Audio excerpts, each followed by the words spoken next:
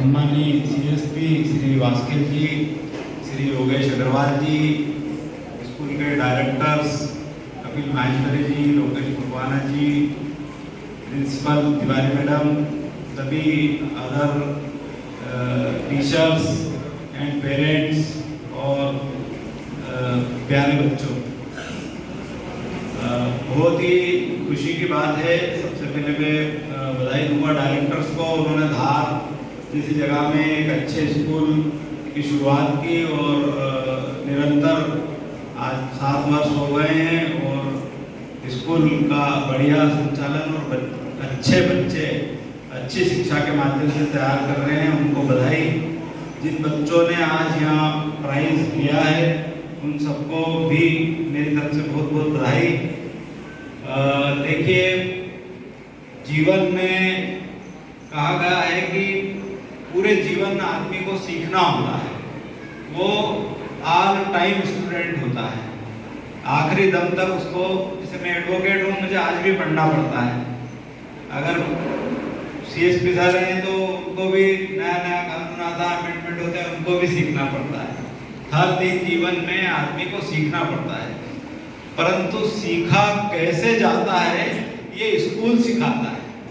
सीखने की प्रक्रिया क्या होती है ये स्कूल में जाके बच्चा सीखता है कि मुझे सीखना कैसे है, और उसको जीवन भर सीखते रहना है।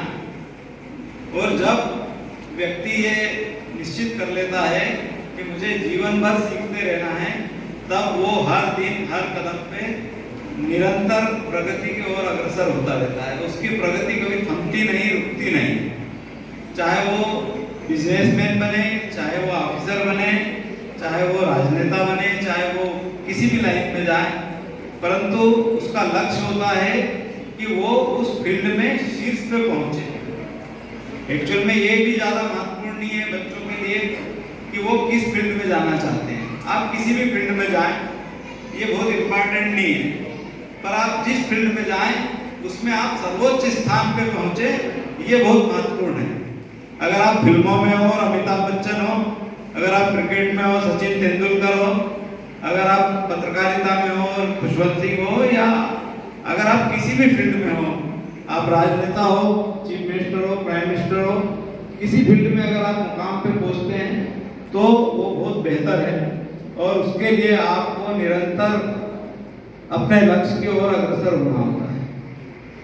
और लक्ष्य की प्राप्ति के लिए वैदिक साधना में 3-4 तरह के तप बताए गए हैं। शारीरिक तप, मानसिक तप और ईश्वर प्रणिधान का भी इसमें बताया गया है, बौद्धिक तप का बताया गया है।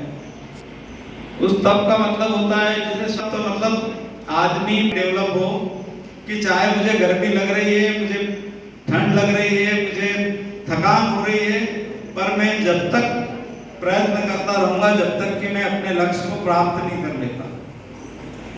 अगर तो मानसिक तप के लिए कहा गया है तो उसको हर तरह से तैयार रहना चाहिए कि मुझे अपने लक्ष्य को प्राप्त करने के लिए जितनी तैयारी मानसिक रूप से करना है वो तो मैं करूं ही सही, पर उन परिस्थितियों के लिए भी तैयार रहूं जो बाधाएं उस लक्ष्य के बेदने में बीच में आने वाली है। जैसे कि अगर मान लो हम सफर के लिए जाने वाले हैं तो हम ढेर सारी तैयारी करते हैं, सामान जमाते हैं, रिजर्वेशन कराते हैं, टाइम पे पहुंचते हैं, सब कुछ करते हैं, परंतु कभी कभी कोई ऐसी यात्रा करना हो, आपका कोई परिचित बीमार हो, दुखी हो, अर्जेंट में पहुंचना हो, तो आप मानसिक रूप से तैयार रहते हैं कि रिजर्वेशन मिले तब भी, ना मिले तब भी, ट्रेन से जाऊं, बस से जाऊं, फ्लाइट से जाऊं, रिजर्वेशन में बैठ के जाऊं या डब्बे में अलग से बैठ के जाऊं, पर मुझे पहुंचना है।